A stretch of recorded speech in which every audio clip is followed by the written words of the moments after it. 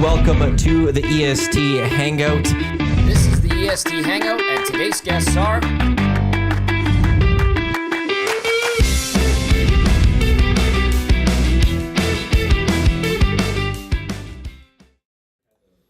And a good Wednesday morning to you. Welcome to the EST Hangout live on Edmonton Sports Talk, your clear choice for Edmonton sports. Matt Iwanyk, Zachticum, YouTube Trev with you here, who'll be here just for a couple minutes because Bellsy is making his way in, as he will every Wednesday. I don't want to call him late because he's given us the heads up that he's going to be showing up a little bit later than the start time.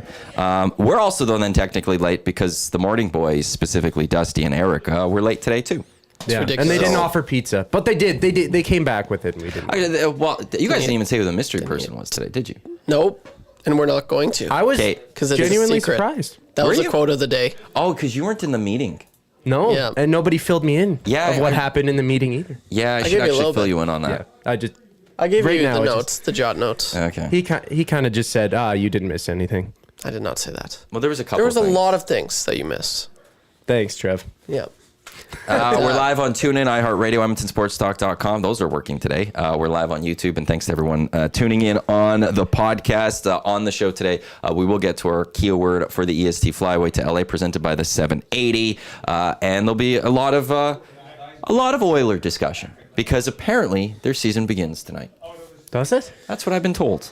Yes, it does. It's game one of an 82-game preseason to get ready for the playoffs.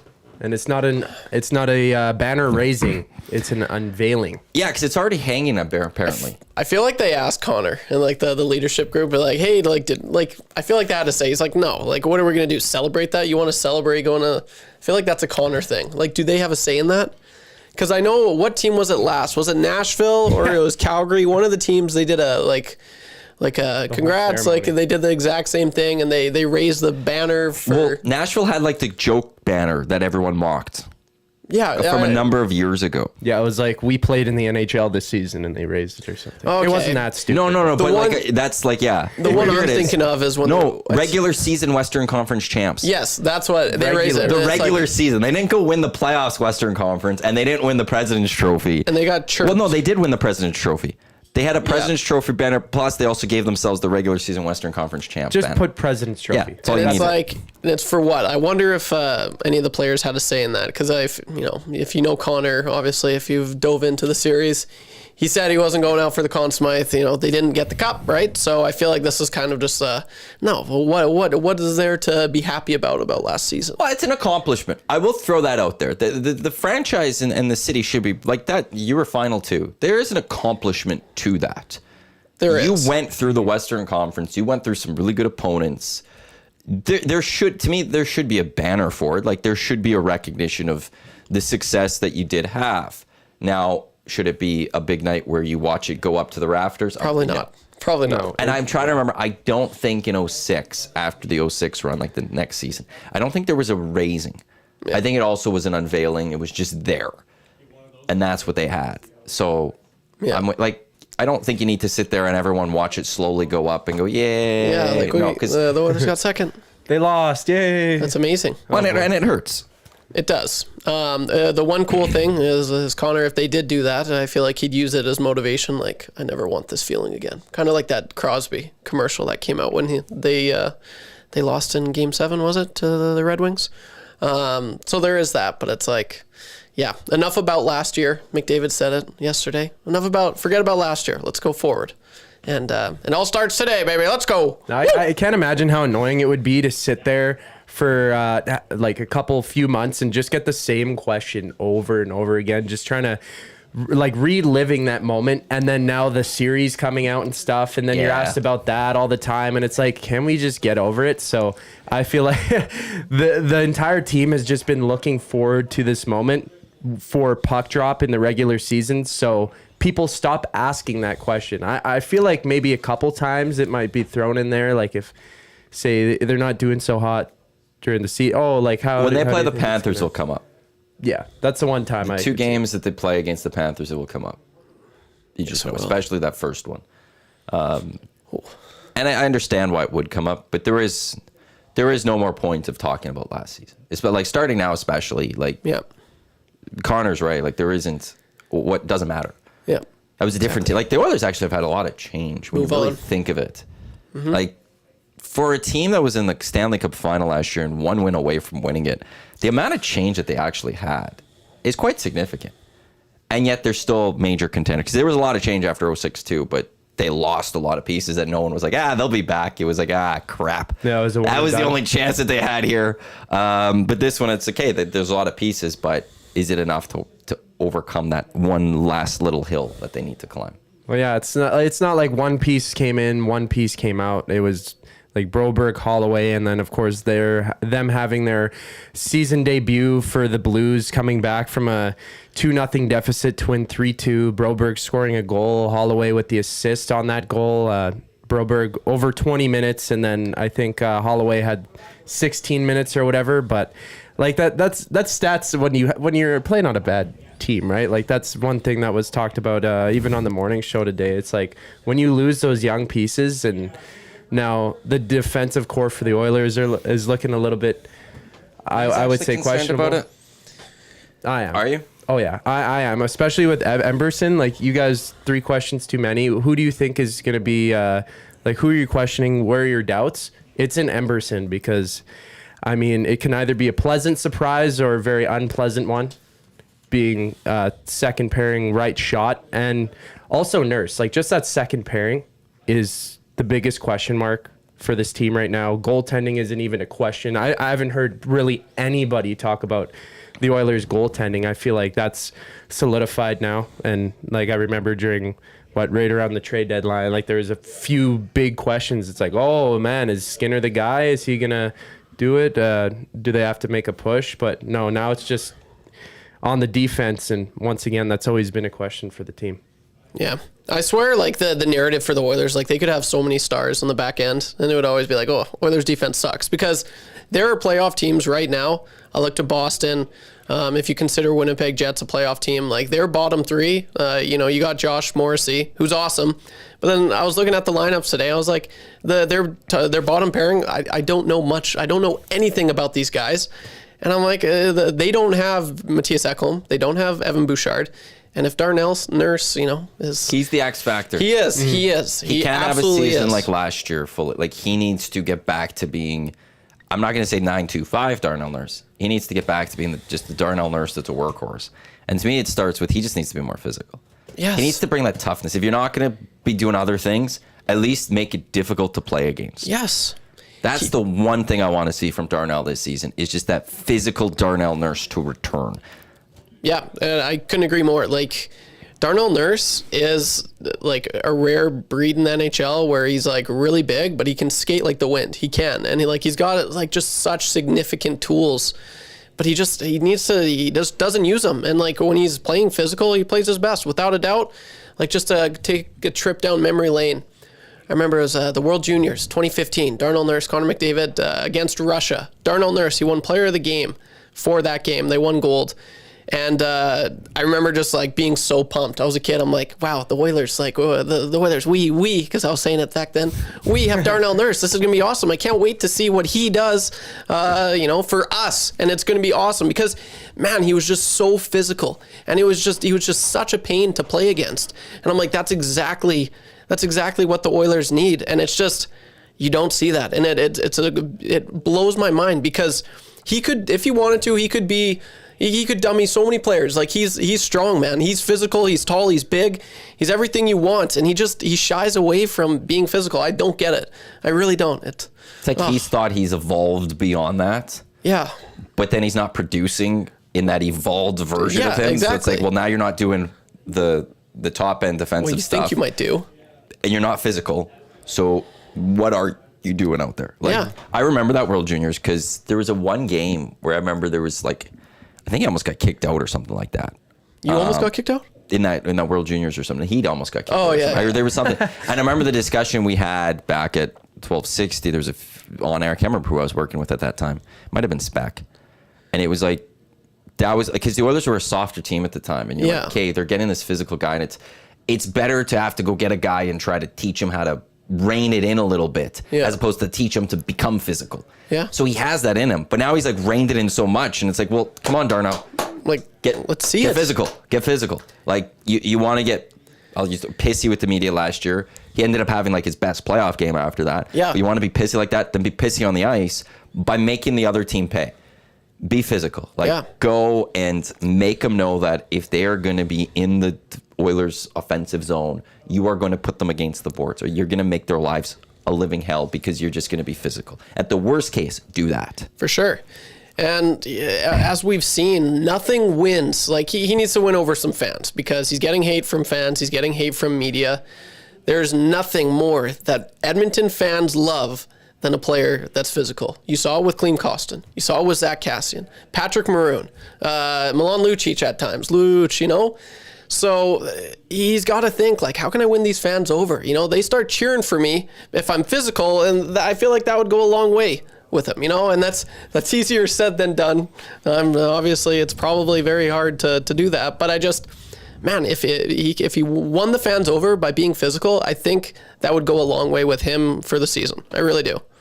And it really helped that team because I think they need like that player on the back end who can be physical, who could be that shutdown guy where you skate up to him and you are afraid to even try and go past him because you know he's just going to hit you hard. And if there's no injuries for Nurse, if he's not nicked up and he plays fully healthy, I feel like he could maybe reach that potential that, not full potential that he had. I mean, 9.25, that's always going to be a factor, but just to play as the Darnell Nurse that we here in Edmonton have come to know and really appreciate his amazing sort of play, then it'll really help the Oilers out and take away a lot of those questions because you can't, like, you throw that Emberson in.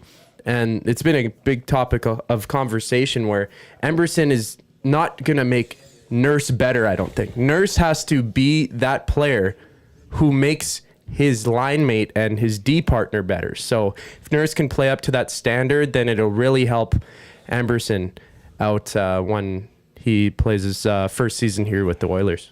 For sure. So to go back to your question, if I'm worried about the defense. Yeah, that was the question. I forgot about that. I think there are teams in the NHL that have, there are playoff teams in the NHL that have worse defense that no one's talking about. It's just this narrative that always seems to be the case here in Edmonton. Oilers defense sucks. You lose, you know, Cody Ceci, Broberg, and Vinny Desharnais. Yeah, when you lose 3 defensemen in the offseason and you don't go necessarily replacing them, yeah, that brings the spotlight to those 6. For sure. Like, it's worrisome, but like at the end of the day, like, you know, I did pre and post almost all season last year. We were never really discussing, man, Cody Ceci was amazing that game. Man, Vinny Desharnais, what a terrific game. It was exact opposite most nights. Okay, because then the flip side, were you though ever saying having nights where Cody Ceci cost this? Or for sure, Cody Ceci was talked about in a negative way. Same with, and I was always ripping apart Vinny Desharnais. And then Broberg, I was big on him, but Ceci, the longtime vet, that is tough to replace the veteran part of that at times. Vinny Desharnais, it's a great story.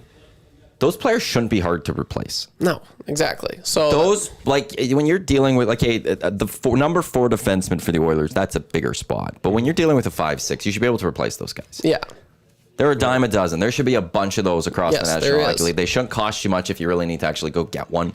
Losing Desharnais, that to me is one. Well, if you can't replace him, then what are you doing as an organization? Yeah. Those type of defense. The Cody Ceci one is just the veteran experience, I and the guess. games played. Yeah, that's that. the big part where I go with, okay, could that be there? But, you know, it opened up a little bit of cap space. And that's the big, how did the Oilers now replace that cap space? They've got time to do that.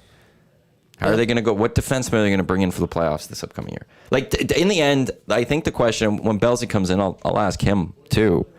I think he's just here. But is this defensive good enough to get the Oilers to a March to be ready? man. Well, Trev, I warmed the spot up. thank you for jumping in. I got you. Shawn Belle showing up here on the EST Hangout. The man, the myth, the Shawn. Makes our Wednesday always a little bit better because we get Belsey here.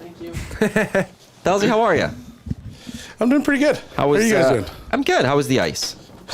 It was an interesting practice day. I had to kind of crack the whip a little bit, but outside of that, it was good. Make A him little bag early in the skate. season to do that? No. We're like, what are we, 7? We're 7 games in already. So the guys they were a little bit lazy today. That's Oiler game day.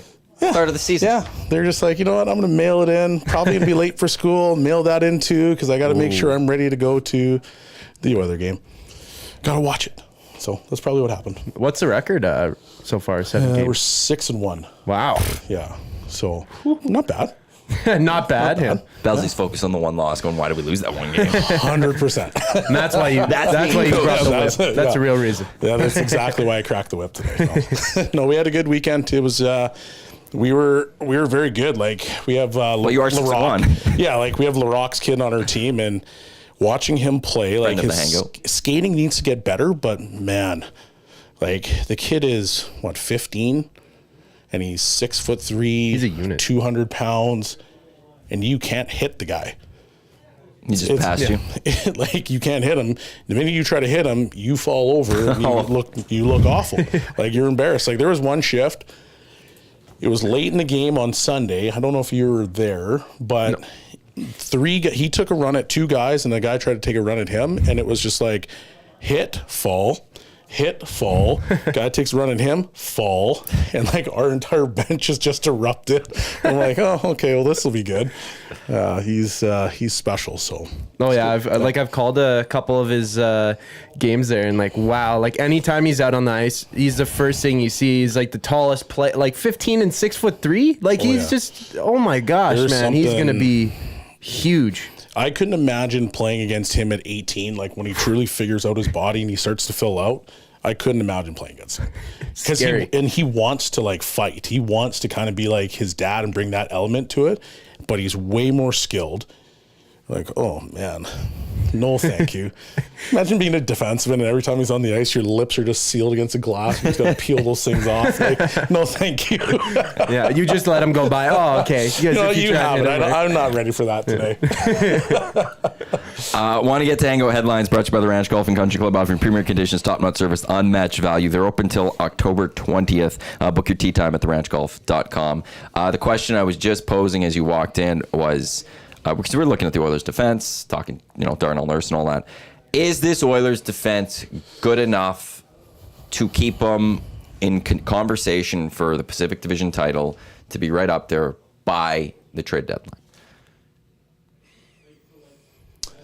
Yeah, that's a good question, actually. Because that's really the goal here, is you need to get to February, March, sitting in a playoff spot, and then you really could go and make your moves at the deadline yes. and add. Yeah, I'm going to say yes, but I would do it in the sense that, I guess in a way, like Anaheim did when they won the Cup. You had your big 3. Yeah. Then you had everybody else. No, they did have a special big 3 with the 2. It was very special. So I'm not trying to put him in the same category as Niedermayer, Pronger, and Boschman. Oh, yeah, Boschman. So to me, if you can run it in that fashion to the trade deadline, get a guy that's, a top 4, then you'll be in a really good spot. But it's hard, I guess, in this day and age to be able to do it that way. But I think that's possibly what you have to try to do. Mix in a little bit of Kulak, because he's obviously a solid defensive player, good skater. And then maybe give a little bit time for Emberson and Stetcher and whoever else takes that spot to maybe develop their game. And then maybe you see what you have. But like at least you're giving yourself a good runway to see what you have. And if you really need to go out and now get an extra guy. Mm-hmm. I think it'll take some time for the group to really gel together. Like half of the decor out, new players back in to fill those spots. And like, I know preseason, I don't think it means really anything for a showing in a preseason, but it might show signs that it might take some time, a couple games, like the first month or bit or however long it is for them to really click and find the kind of game. To answer your question, Matt, about like, do you think they'll be the top of the division, Pacific Division? Contending in that spot. Spot? Oh, yeah. I believe they can. They'll be near the top, either right like second place or in first place between Oilers and Vegas, I believe. Yeah, the Pacific doesn't concern me in that. I think Vancouver takes a step back this year. I think Vancouver was very lucky a bit last year. I think their PDO was ridiculously high. What do you consider a step back, though, from them? I don't think they're contending for the Pacific Division title. I think they're more in the wild card conversation. Fair enough. They're more fighting for a wild card spot. They lost a few players to the Bruins. They've gone out. I think they then, went and overpaid a little bit for DeBrusque because they were losing so many players that they just needed to bring someone in. Yep. You've got the concerns about goaltending right off the bat. Like, just plain and simple, that's there. Yep. And I believe their PDO was ridiculously high last year. And what I remember seeing over now the last few years that we've watched hockey with advanced stats is you don't come back down to earth in that season. It's the next season you come back down to earth. And I think last year, just things in the regular season, they did not have the luck in the playoffs with injuries and stuff. Yep. But in the regular season, things just went their way. And I think that comes back this year. And how many extra points did they get because just everything was working for the Canucks? That I actually think the Kings might be better than the Canucks this year. Really? I would have agreed with everything you said up until that last comment. The Kings. I think the Kings have made a concerted effort to get bigger, but I'm not sure they got better. I think they got, and I'm not saying they got a significantly better. I think they got better in goal. Fair. I like the idea of Kemper as opposed to a Talbot-Rittich tandem type thing.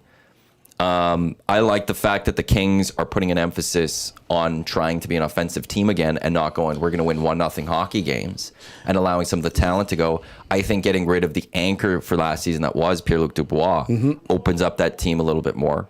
So I'm going to fade the Vancouver Canucks a little bit more. That I think that it's not even the Kings jumping up as much; it's the Canucks falling as much. So they'll kind of replace each other because. The Kings aren't going to go win the division, though. Yeah, no. It's going to be Oilers, Golden Knights at the top, and I think that's the team. Can the Oilers stay within a striking distance of the Golden Knights come deadline when they go make their additions? If they do, they're going to go with the division probably. Yeah, I'm going to go. I've got the Oilers winning the division, but I think it's going to be a dogfight between the Canucks and the Knights. I think for me, I think they have taken a step back, Vancouver. I don't think they're as good as they were last year. But at the same time, the way that they play will keep them in a lot of games, because there's a lot of nights, Tuesday night in Columbus, for example, where teams mail it in. And we've all seen it. But I think the way that Tocchet coaches and the way that they're going to end up playing, I think they're going to win games purely off of just the work ethic that they have on those off nights, which might get them, 6 to 8 extra points. And those 6 to 8 extra points might actually get them into second. So I don't think they're as good as they are, but I just think the way that they play is going to make up a little bit of that loss, I guess. Well, it's That's big fair. with Demko being out. I think he's expected to be out, 4 to 6 weeks or something around that time. It could be. Well, I'll say this: it could change, right? That timeline could be whatever it is. They thought he was coming back last year during the playoffs at one point, and I don't think that was a little bit of gamesmanship. I think what we've learned is that they actually didn't fully know what he was wrong with him. Yep. And so this is I think there should be just full on concern until you see him play a good 10, 15 games. That, until he's fully back, I think the Canucks fans should be a little concerned. Big Uke does add in that the Kings are in tough with the Doughty injury to start. That's a very good 100%. point. That is an excellent point. I forgot about that part with that. But no, I think last year the Pacific was rather tough. The Golden Knights obviously being very good. The Kings for a period of time were looking pretty solid. They fell off a bit, and then the Canucks and the Golden Knights were good. The Oilers got there. I think it's taking that little step back. I think it's the Golden Knights. That's the team the Oilers have to focus on. I don't think there's necessarily anyone else unless we get a surprise again this year, that is competing with the Oilers for that Pacific. Yeah, like a Kraken or something just come out of nowhere and maybe Jordan Eberle is the captain. Just leads them to the promised land. they're Leads them all the way to where they need to go. So he's like, I'll lead you guys to the promised Get land. on my back, boys. I got this. I don't think that's happening. No. I do agree with you, Vegas Golden Knights, but they're also an interesting wild card to me that they might fall off a cliff too. The Golden Knights? They've played a lot of hockey in the last few years, and they've got a lot of injuries. There's been tons of changes. I won't bet against the Golden Knights till I see I them never fall. will either because Till of some of the trades that happen. They don't stand pat. No, they don't. But And at they're the same used to time, making changes. they're a wild card for me. I think they're really good. I think they're a team that, if everything goes right for them, look out, because that's an 100%. impressive hockey team. But there's also those little bit of cracks that are starting to show purely because they've had tons of injuries that they've had to deal with and manage. They played a lot of hockey in the last few years, and that wears on your body. And some people are going to be like, well, no, it's not a big issue, but it is a big issue. But they've also made so many changes that, like, okay, you A said, lot of those guys are out. well, how many guys are still there from 3 years ago? How many guys are still there too? Like, Thomas Hurdle comes back for them this season. He's not a guy that's played a lot of hockey over the last few years. Like, that's the one thing. The Golden Knights make so many changes, which could be bad for them. Last year, I think they just didn't have the chemistry. They didn't have it going. That's why we saw. Is that part of why fall they made all those changes? Did they not have the chemistry at that point in time? Well, there's they something just to like be said making about changes too. They do, but they like making those splash plays because I think obviously being in Vegas, you need to have a little bit of flash in there. So they make these big moves, and obviously it just keeps the fan base energized. But at the same time, at some point, you have to say, okay, we need to get 8 draft picks coming through the door because those cupboards are getting empty. Guys are going to get banged up. They're getting older. And so you need to be able to replenish your team, and it can't just always be trade after trade after trade. Because usually at some point you'll end up in a decade of darkness. They're almost treating it like a fantasy team almost. Like they're just trading all their picks, future picks, like Dusty does with it in one of his leagues. He just keeps trading until one day you're just going to fall flat and have not. I feel like it's going to happen one day. I'm very fascinated to watch this experiment. 100%. We have seen the Golden Knights not have any regard for the first round picks. No, I personally love it because it's so entertaining. But it's when does the wheels fall off? 100%. And then how long does it take to get back up? Yeah. Or do the wheels fall off? Because maybe you could just keep, like, I don't know when their next first round pick they have. Like, how far in advance have they traded, though? I think. Is it that? Does Puckpedia have it? Cap Friendly used to have all of those draft picks. But they've traded every first round pick. Puck wages might. Puckpedia draft. They don't have a pick this year or next year. So yeah, their first round pick is 2027. Yeah. But so they what have are you 1 gonna second do? and 2/3 this upcoming year, with second and a first in 2026. But that's where I'm fascinated. It's like you could only at some point teams are gonna be like, well, we don't want a first round pick 5 years from now. No, they You've don't. got nothing for us of value. Goodbye, Kelly McCrimmon. Hang up phone. But when does that happen? When does that situation occur? And that's where I'm then fascinated to see, well, how far could the Golden Knights take that? Because then once you fall down and you don't have anything in your cupboards, which is you're getting you're getting dangerously close to that. I know. What will be fascinating though in the run up through to January will be Oilers, Golden Knights. It's the battle for the division. There's also the battle in net of potentially starting goalie for Canada at Four Nations. Yeah. Because you got Aiden Hill, you got Stuart Skinner, you got Jordan Biddington. Those are kind of the 3 guys that are thrown out there. And generally how it works is whoever's really kind of playing hot going into those Olympics or those Four Nations, they kind of get that inside track. A little bump, yeah. I think Binnington probably right now is the de facto starter. I don't agree with that. I think based on what we saw at World Championships and stuff. That's fair.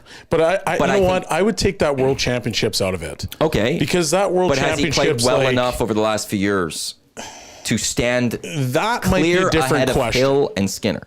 That might be a different question. Right now, I mean, it's going to sound crazy, but would you not have Hill as your number 1? I would have Skinner as my number 1. Why is that? Because because of is it because you're in Edmonton right now? No, because I'm the guy that last year was saying I'd take Hill over Skinner, and I got ripped for all of that. Fair. When Hill was healthy for the Golden Knights, he was really good, fantastic. Yeah, I need to see him get back to that level.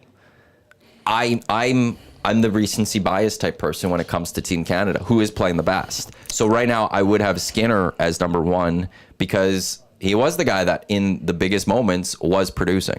I would say that right now you'd have Skinner as your number 2. Okay, Hill and 1. then it's a toss-up between the other 2. But if it's top, and I think it's so part of the reason why I'm saying that is because it kind of got mentioned on one of our shows in Hello Hockey with Jim Nell. Yes, Binnington is the oldest of the 3, so most experienced. I take out the World Championships because the World Championships for a lot of those players is just a booze fest.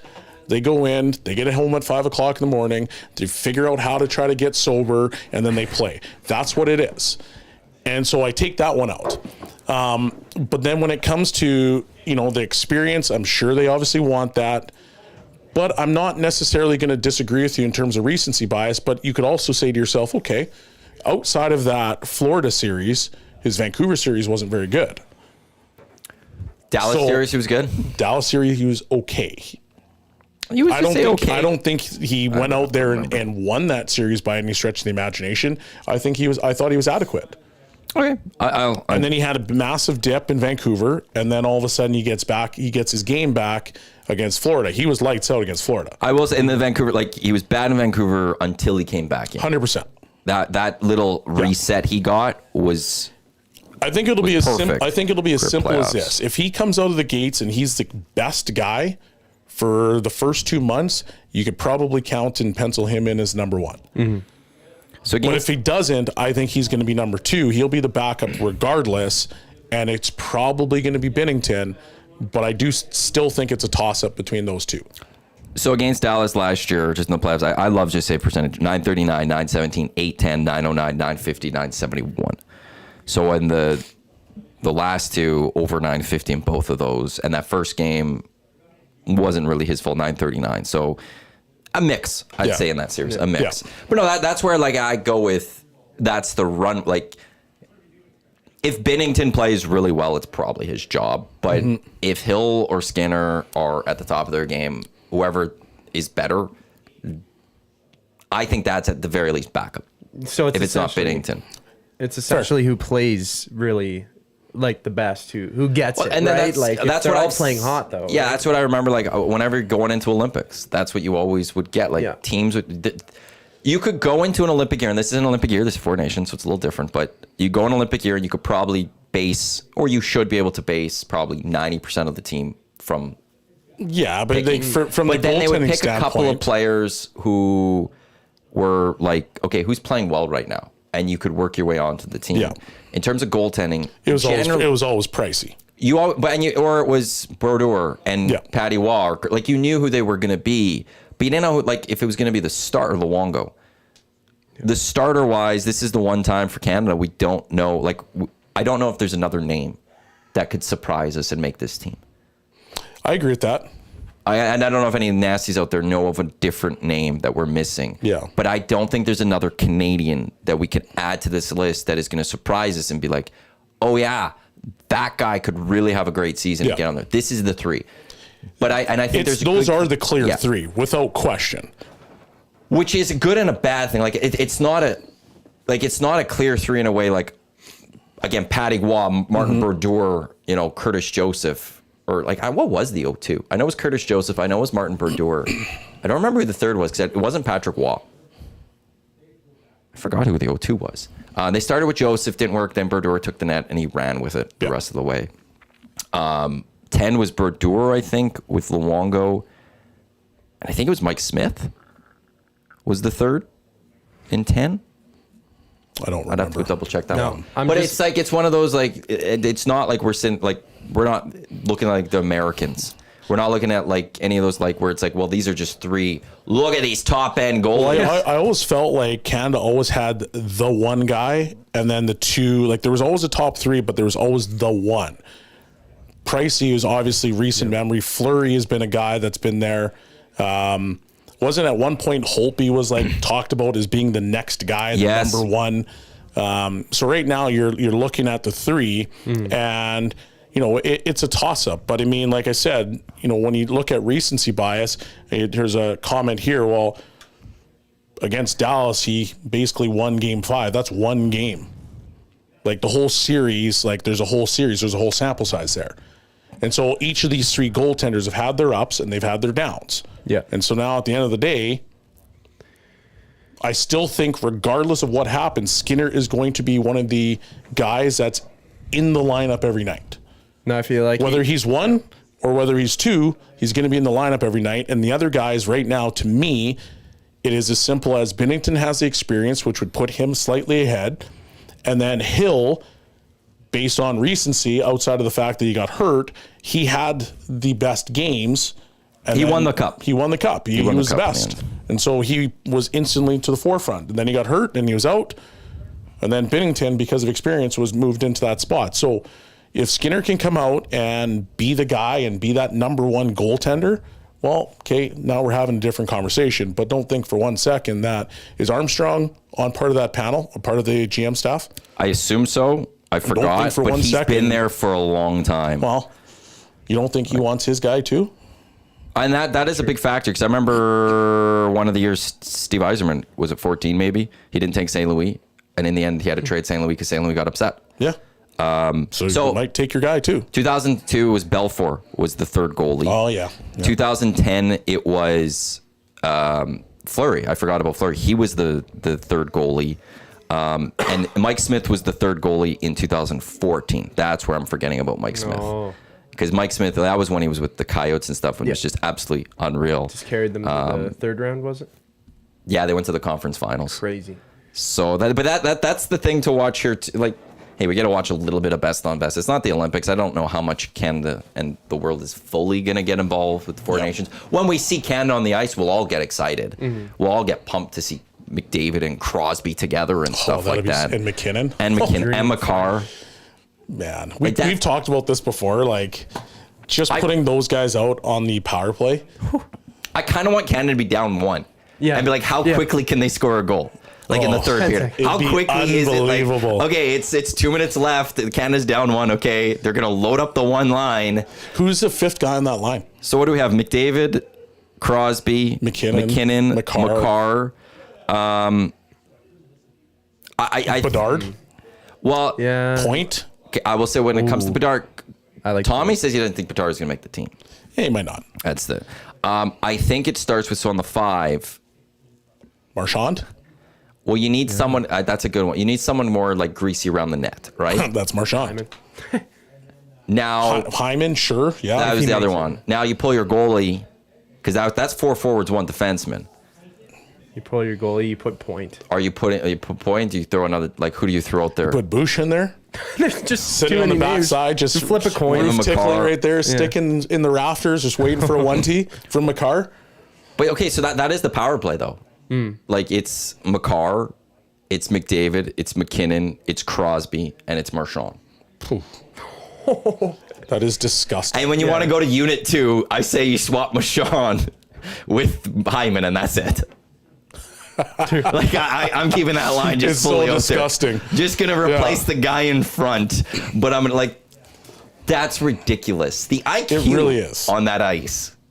If they don't score, We You'd should be hit a minute. shocked. We Yeah. should hit a Shocked. minute of the PP. Like, the NHL, they always have this great power play, but that's gonna be just something like, wow, give me that. how long do you think it would take those 5 to score? Once they set up in the offensive zone, I will set the over-under at 21 and a half seconds.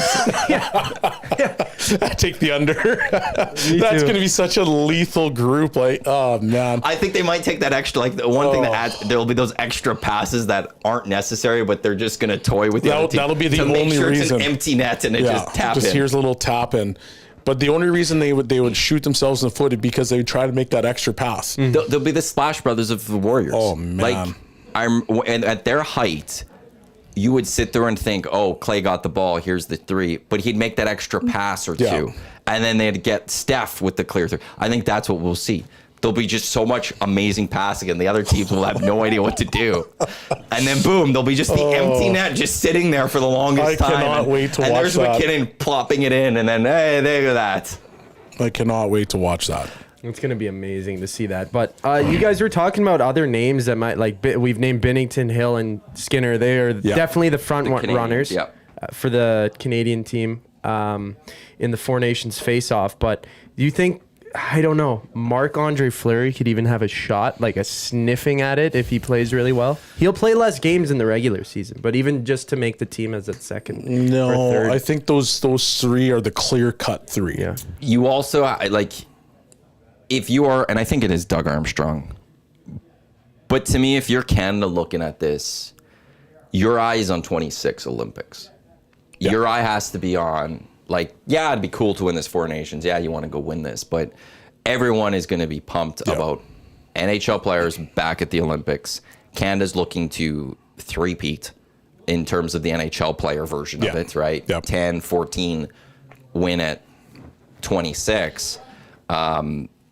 you have to start looking at the future, and Fleury's not part of that future. 100%. So and you've gotta actually, look at Tube those Socks actually brings up a great point, and it was that Carter Hart was supposed to be the number one. 100% he was. So then here's an gone. interesting question. So let's just play a hypothetical game. If he was still available, who becomes a 3? It's hard to answer that because he hasn't played in a year. Fair. Hypothetical game, So Matty. I don't. But I don't need common sense. No, I but need I don't know. hypothetical game. I get that, but I don't know. Like, look, the hypothetical game. I would need to know how was his hypothetical season game, last he year? was the guy. No matter which way you slice it, he was the guy in the That's true. hypothetical game. He was supposed to be the guy taking that next step. So in the little hypothetical game, he's the number one. Who do you have 2 and 3? Okay, but like the last, his, and this is where it's like I didn't watch enough Flyers games, but his last NHL season with the Flyers, Might have partly struggled. last year, 906 save percentage. The Yeah, year they were before that, hot garbage. I know 907 save percentage. The year before that, 905 save percentage. Career NHL 294 goals allowed average. Just There saying, was talk of the Flyers He where was they supposed to be trade the him. guy. I know he was Yeah. supposed to be the guy, but that's where it's. It's hard. What would have his play been the last 3 months of last season? Well, I think that the Flyers would have kind hit of they kind of figured out their D zone, so you would expect his numbers would have probably jumped a little bit, spiked maybe not, but they would have definitely gone up, because when he was playing, they weren't very good. No, And they were then garbage. they started to rise up a little bit. Like they got better.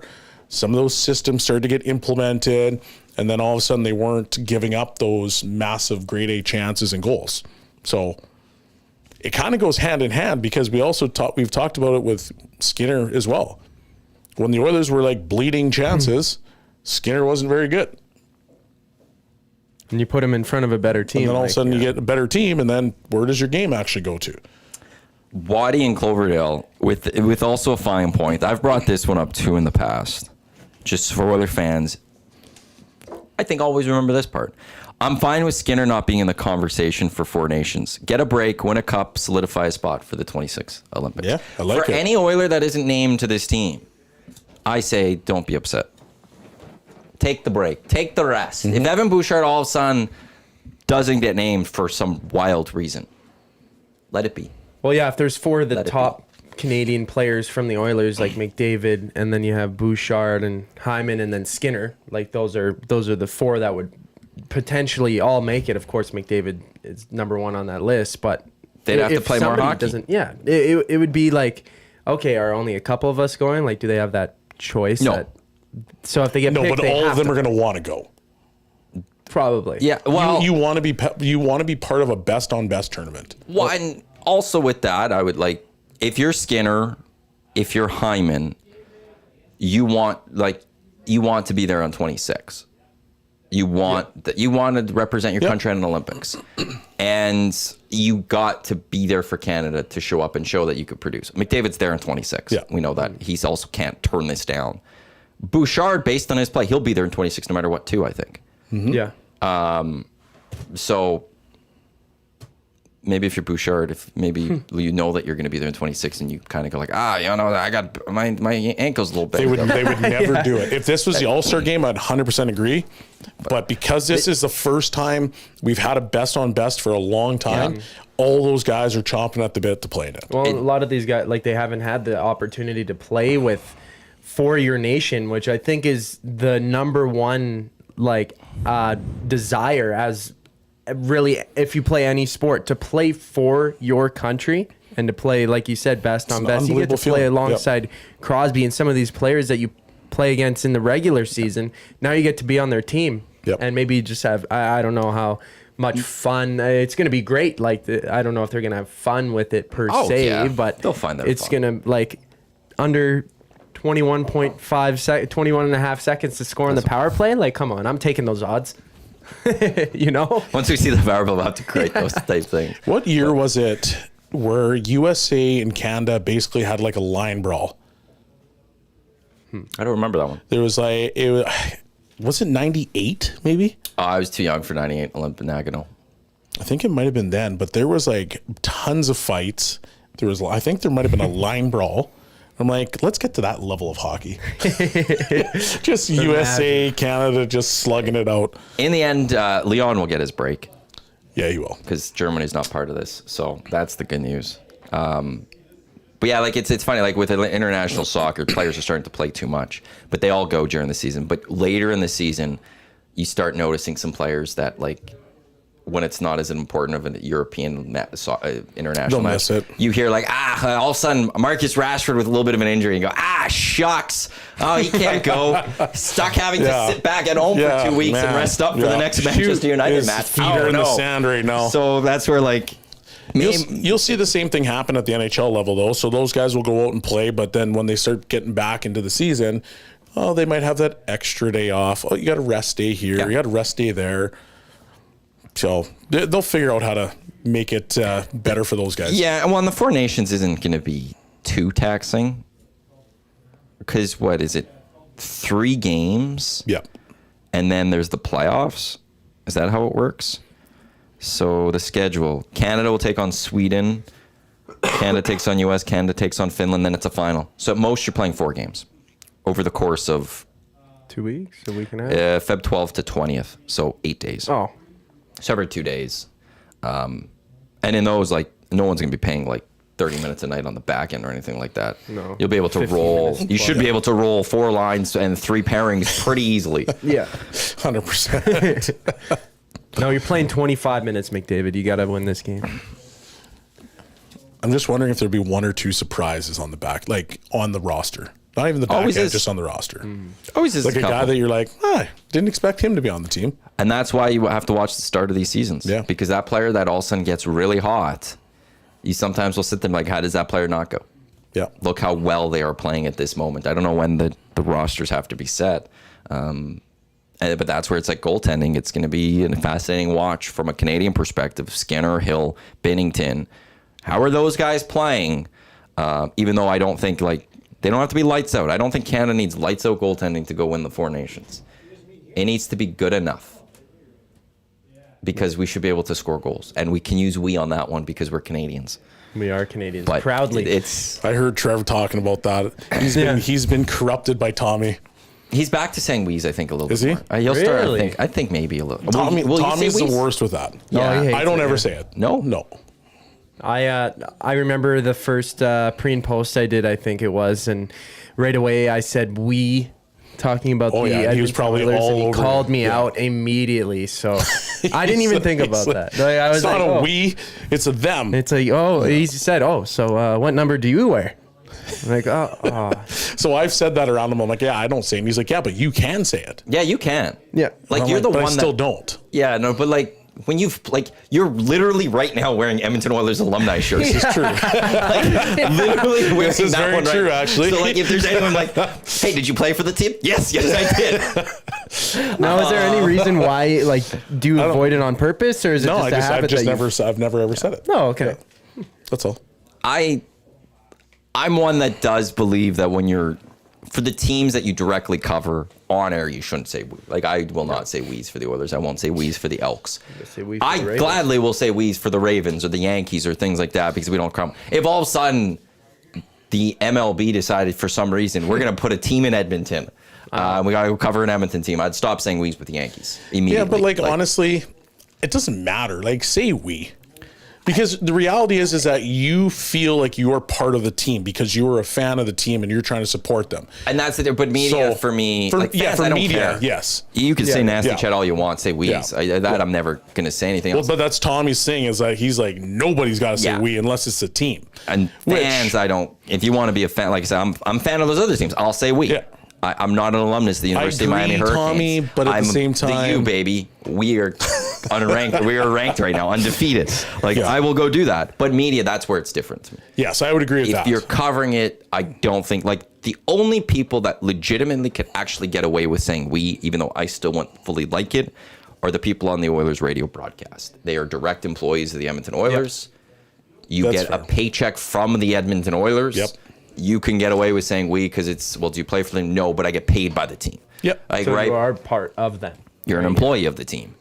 So, but even then, I'm still like, eh. But yeah, like if we're doing a pre-post oil stream pregame tonight, 7 o'clock with Tommy and Hernan, by the way, I wouldn't be a fan of the we. Fans, though, go for it. Go nuts. Don't care. Have fun with it. Yeah. I do it still. My Yankees, we have a big game today and, lose because we're stupid. They Aaron do have Judge a needs huge to game. pick it up. They do have a huge game. Aaron Judge is not... I'm still okay with Aaron Judge, but he's not having those play. Like, if you go through a little bit of time, the playoff performances aren't there. I'm not a fan of the Yankees. I'm a fan of the Jays. And we stink. Yeah, you do. Yeah, And we need to fire a lot our of people. management. Heads need to roll right about now. This is the EST Hangout, Matt Iwanyk, Shawn Belle, Zachticum with you here, who's not with... I forgot somebody called it the Netscape logo. Netscape? That's an old internet thing. no. He's got the Nate Nugget, which is the newspaper of Nate, on his shirt. We're live on EdmontonSportsTalk.com. Tune in iHeartRadio, as well as on YouTube. And thanks to everyone listening to the podcast. Momentarily, we will get to the keyword for the EST flyaway to Los Angeles. Reminder, the official drink of the EST Hangout. It is the Finnish long drink legend in 1952. A drink unlike any other sparkling refreshment. Real liquor, longdrink.com/Canada is where you can go enter your postcode and find which liquor stores in Edmonton are currently carrying it. And I've heard the peach one is now available in certain stores here in Edmonton, so I'm going to have to go hunt that one down one of these days. Yeah, you might. Those I things are want to good. try that. They're just... They're delicious. They're deadly. Absolutely. You have one and you want to have the rest. Yeah. Yeah. I think we have one more left in the office right now. Oh, I took one home over the weekend. I had this store one and just have it for a rainy day. I guess it makes me more happy. Like I have one of those in my hand. Everything's good. They're delicious. They're absolutely delicious. So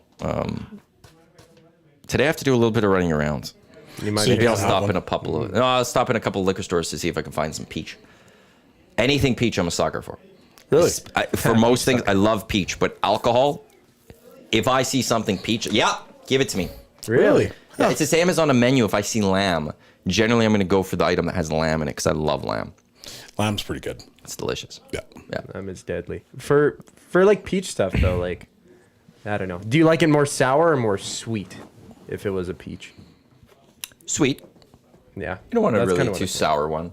But like I was telling you about my night in November that I do for every election. Yeah. The drink I will go for is the Crown Royal Peach.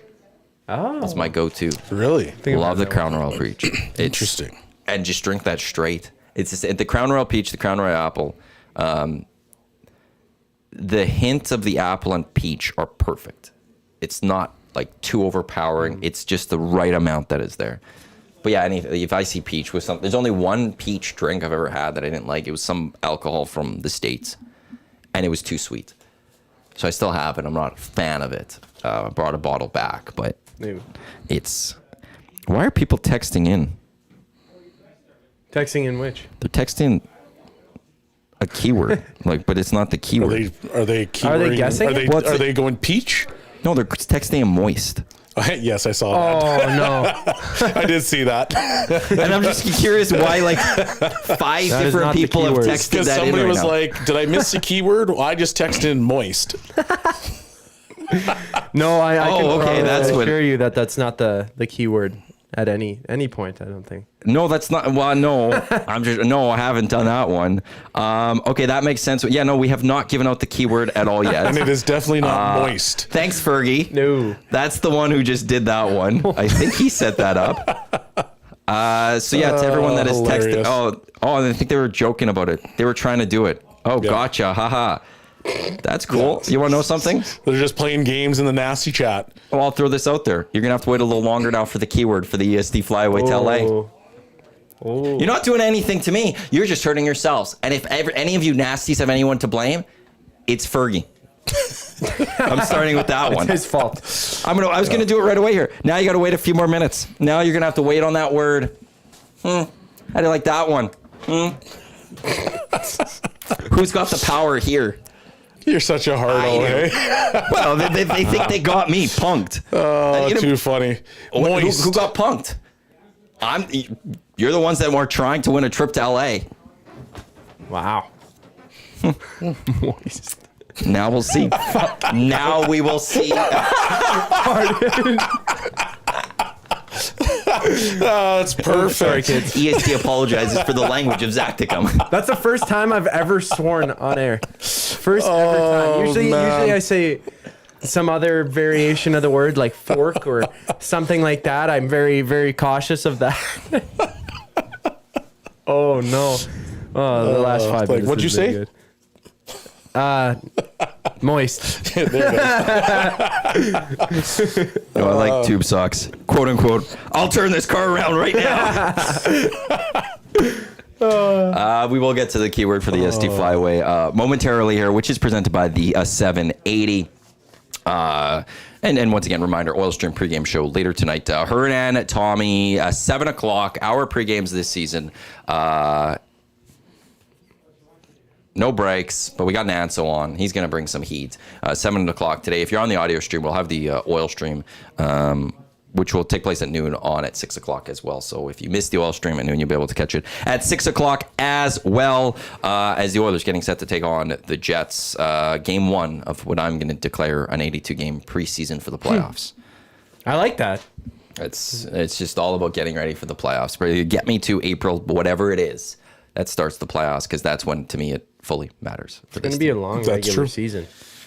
Or, pre-season. Well, 2 games. And part of this is that there's going to be changes to this Oilers roster in advance of that playoffs, and I don't know what that roster is going to be. So this season's going to be broken up into 2 for me. It's to get them to the trade deadline, to stay in that playoff position with the striking distance of the West/Pacific Division, make the moves, and then judging this team the rest of the way as can they get that fully ready for playoffs once the playoffs begin. How much do you think they're actually going to change?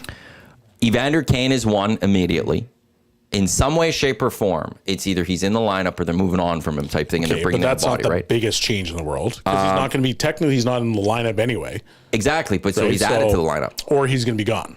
But then you're bringing in a piece Fair. that gets added So to the do you lineup. think So it's there's gonna one be- there. There's a defenseman that's coming in for sure. That's 2. You also have to add in, there's going to be at least, I would say, 2 depth players brought in, because you want to be just protected against injuries.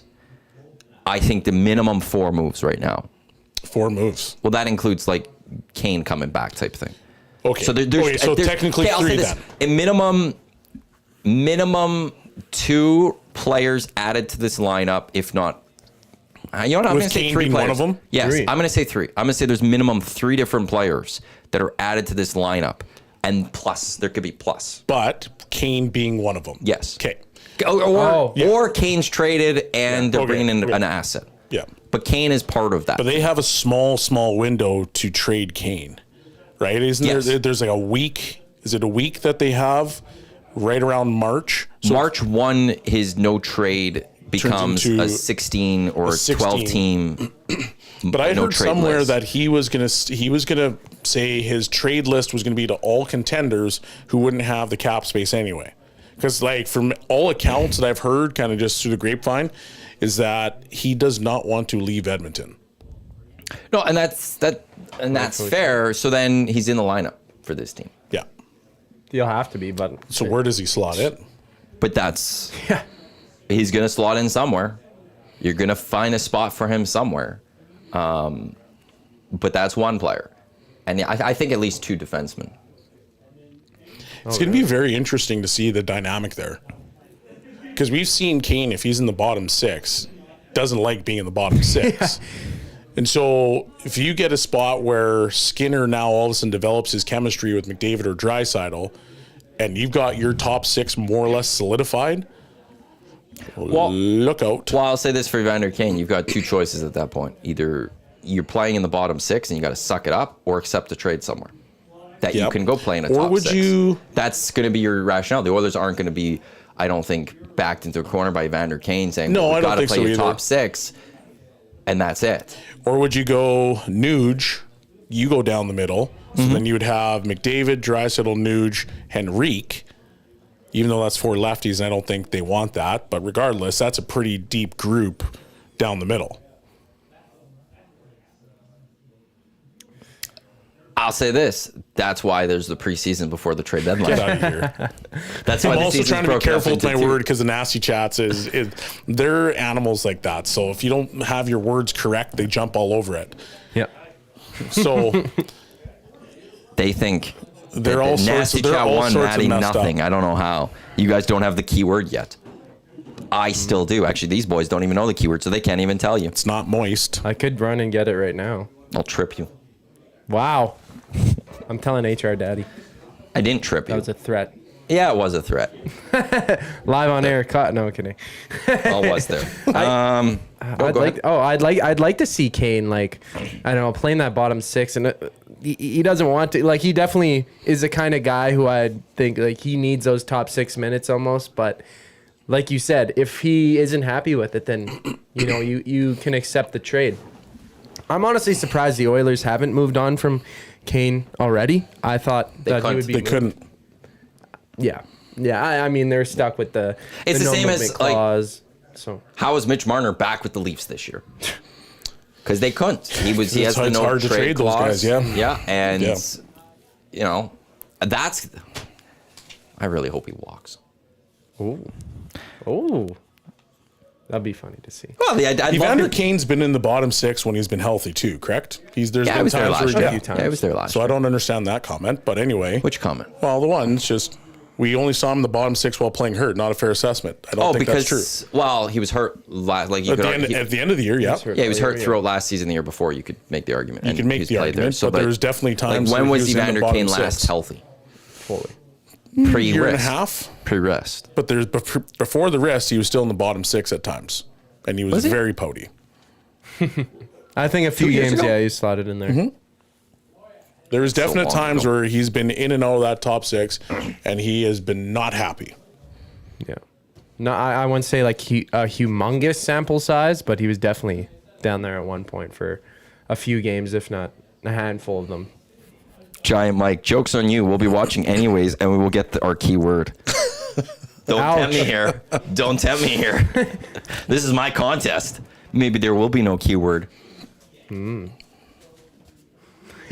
Let's get to the keyword. Okay, I was waiting For for the it. EST Flyway to Los Angeles, it is presented by the 780. Homegrown local shop right here in Edmonton. A lame-ass, low-budget local shop that you can check them out online. That is their tag. That would look there. I love it. Online at 780.com. That's the word 780.com, or you can check them out in-store. 5 locations. Londonderry, the Outlet Mall by the airport, Southgate, St. Albert, Kingsway, Londonderry, Outlet Mall by the airport, Southgate, St. Albert, and Kingsway. Those are the 5 locations. They work with close to 100 local vendors from around the 780 to help promote and get their brands off the ground. Be sure to go check them out. EST Flyway to Los Angeles, December 26th through to December 30th. Flight, round trip for all flight. We're not just going to fly you there and leave you there. We've got rental car. We've got hotels, Clippers, Warriors, Intuit Dome, Cardinals, Rams, SoFi Stadium, Edmonton, Anaheim, or Edmonton, LA. All we want to send you there, presented by the 780. It's going to be a fun trip. Have you guys ever been to LA? Well, I've been to I'm just LA. gonna take a and little bit longer here with this. It's been great, and I like where you're going because I was actually going to do this one to you to keep it going. I I have been to LA actually. It's wonderful. It's a wonderful place. One of the few places in the States I would move to in a heartbeat. really? I don't think the city of LA is that nice, though. I think there's a lot of very nice areas Yes. in and around. However, yeah, I got to play at the Staples. It's wicked. Which is now crypto.com. Yeah. Oh, so it changed. Great arena. It is a very nice arena to go into. I've seen basketball there. Yep. I've seen both Clippers and the Lakers play there. I am very fascinated by the Intuit Dome. Like, just with everything 100%. we've heard about it, like there's the wall of fans, which is kind of like the supporters section. Yep. They've designed the scoreboard so that the sound like goes to like each seat so well, and then it shoots T-shirts. The scoreboard From the shoots scoreboard? That is Yes. amazing. They have like Because a now you can actually might within get the T-shirts up in the top, in the Yes. nosebleeds, in True. the top. That was always the worst part about nosebleeds is sitting there and It's not the getting the worst. T-shirt. Yeah. Or like I know like here in Edmonton they drop the pizza and it's I like, know there's 2 tiers of fans in this, but like, come on.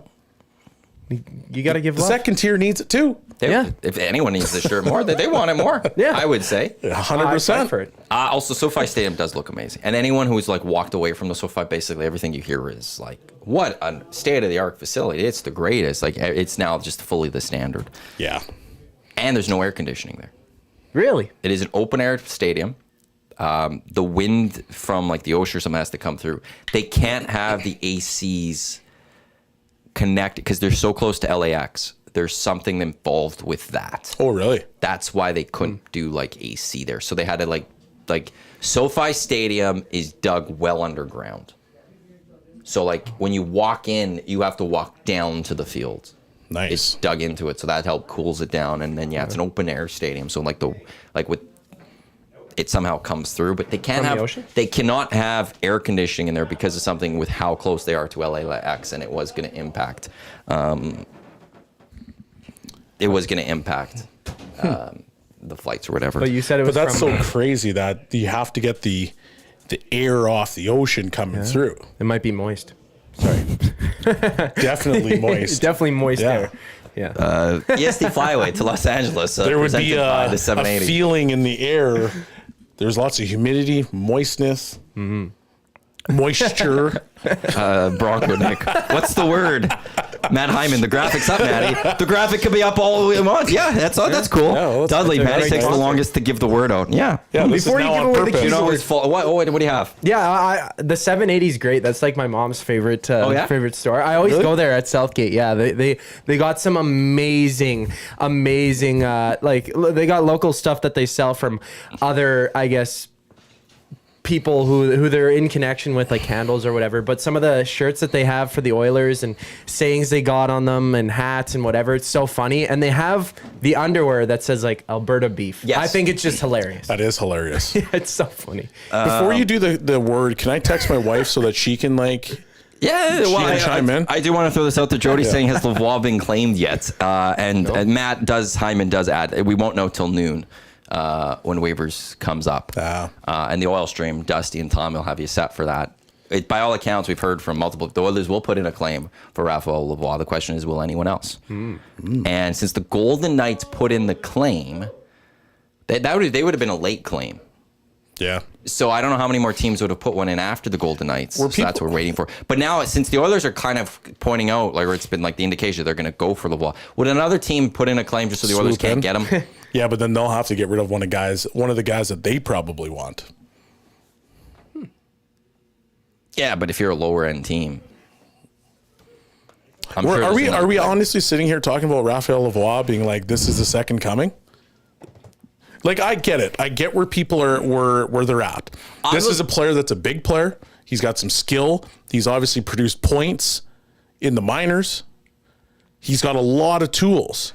But at no point has he ever come all the way up to the NHL and been like, boom, here's our guy. Or are they just saying, because the youth is on their side, that he should be in the lineup replacing like Corey Perry because they need to have some younger guys? What I will say is I don't like the loss of asset. That's fair. So it's asset management to me. If you're going to lose Raphael Lavoie, I would at least like to see something in return for Raphael Lavoie. I would just like to say, I think in the end, you want to say Nasty Chat won? Matt won. You guys are Norm in a combine. Keep it up, and I'll park a combine in all your spots. I think I've won now. I think I've got it back. Right. So do not mess with me here. The keyword for the EST Flyway to Los Angeles. Text it into 780-218-9999. Hold on. Let me text my wife first. Well, it works out perfectly. It's timeout. Timeout. That was the word all day. Timeout. So Nasties, I put you in a little bit of a timeout there. Text timeout to 780-218-9999. You get to watch Ty Luke or Steve Kerr, or both of them, call timeouts in that Clippers-Warriors game. Or you can watch Sean McVay, or I don't even know who the head coach of the Cardinal is right now, call a timeout.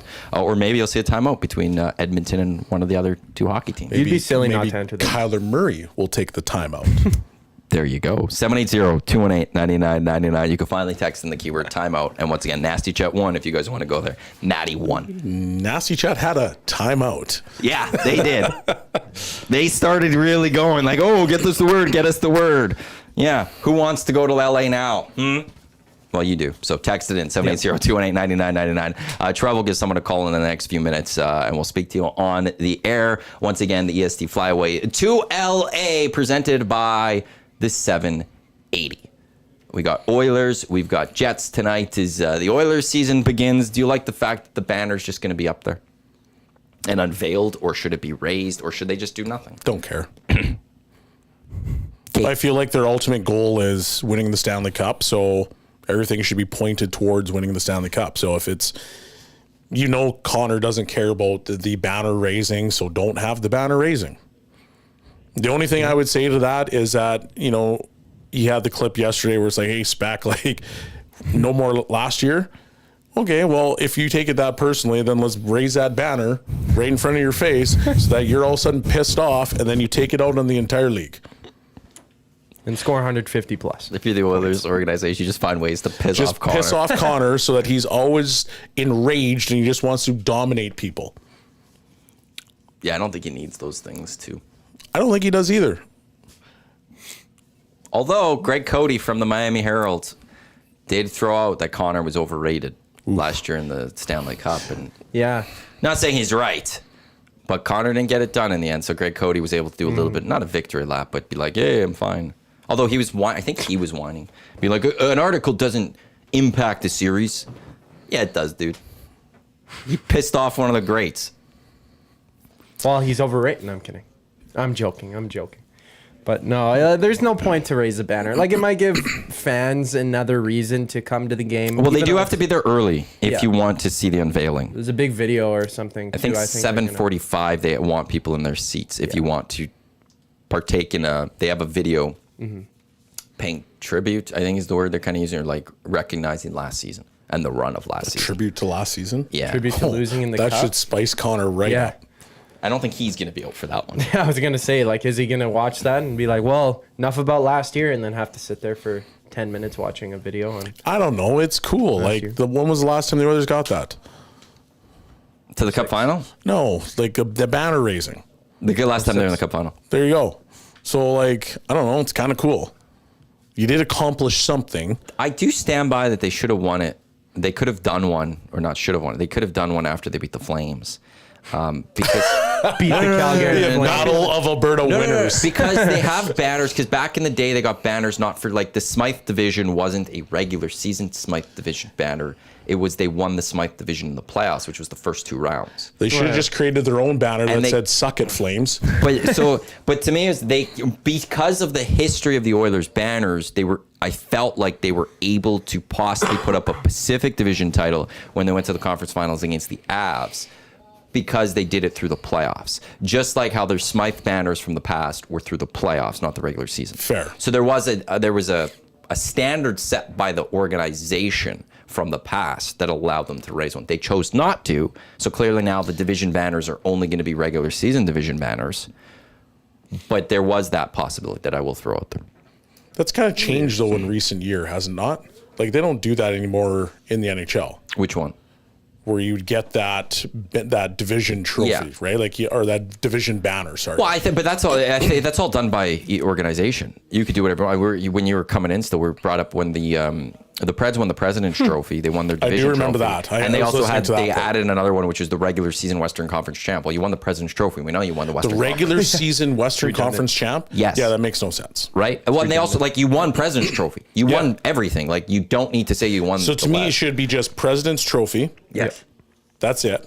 If you make it to the Western or Eastern Conference Finals, you should get a banner for that. Being there? Yeah, like if you win the Western Conference.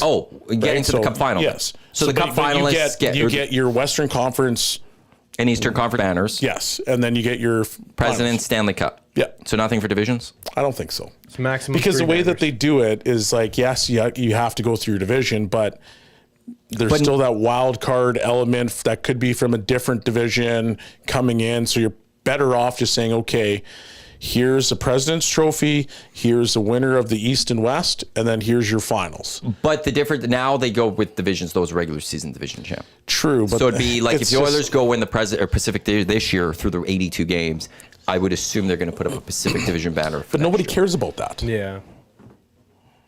and people do care. There's a lot of other fans that want them to finally win a Pacific Division banner. They haven't won a division since when, like 1990? Yeah. Yeah, but And just there's to a win lot the of talk division, with like, I don't know, to put up a banner for it, it's like, oh, great, you're good in the regular season. Like you look at, I don't know, the Leafs or something. They haven't made it to the final, and only God knows how long. But it's like there should only be banners. I think if it's really important, like you said, winning the trophy, President's Trophy, being the best team in the regular season, that's a huge feat. But just to be top of the division, I don't think it's. But there's the standard there. Those that are has been there meaningful for a long banners. time. There is a standard there. Obviously, you're going to win your division, but can you just get something else other than a banner? Like, to me, if you're walking into a rink and you see, President's Trophy, Western Conference champions, and then Stanley Cup champions, those are meaningful banners. But if I see one where it's like, I won the division, well, my division sucks anyway, so that's not that meaningful. It's like a participation trophy. So you know what? Here, give me a nice little plaque that says, and I can hang them in the office. I can put them up in the office that says, here's a division champ. Sweet. I agree. Done. Got it. I'm okay with the division champs. But the standard to me, the Oilers now have said, is it has to be regular season. They go win the Pacific Division in 82 games, there's going to be a Pacific Division banner going up at Rogers. I'd be surprised if there wasn't. Yeah, that's true. I mean, just with the history of it as well. So I don't know. And the standard is if you do 9 shows at Rogers Place, you get a banner. So who's coming for Garth Brooks' banner? I want somebody to come and do 10 shows. Honestly, I don't know what act could do that in Edmonton. 10 shows. 10 shows. And why do you get a banner raised for that? Have you done 9 shows at Rogers? Yeah, okay, but I just said who else could do it.